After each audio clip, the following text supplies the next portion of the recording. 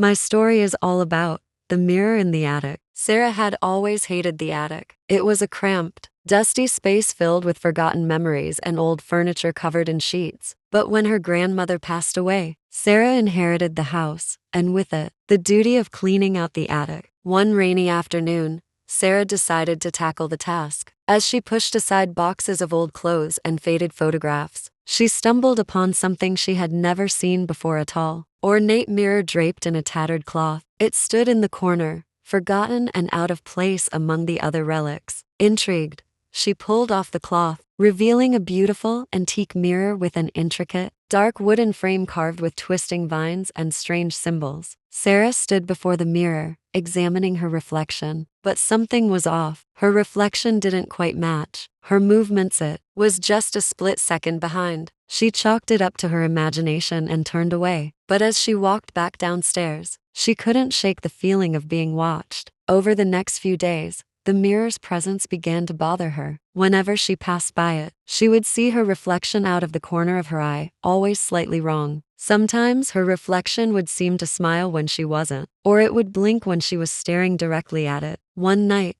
Sarah woke up to the sound of faint whispers. The house was silent, save for the soft, muffled voices that seemed to come from the attic. Heart pounding, she grabbed a flashlight and cautiously climbed the stairs. As she approached the mirror, the whispers grew louder, like a chorus of distant, overlapping voices, echoing from somewhere deep within. With trembling hands, Sarah shone the flashlight onto the mirror. Her reflection stared back, but it was smiling a wide, sinister grin that stretched far too wide. She stumbled back, but the reflection didn't follow. Instead, it reached out, pressing its hand against the glass from the other side. Panicking, Sarah turned to run, but the attic door slammed shut, trapping her inside. She spun around, and her reflection was gone. In its place was a dark, endless void, filled with shadowy figures writhing just beyond the glass. They pressed their faces against the surface, eyes hollow and mouths whispering in a language she couldn't understand. The mirror began to hum,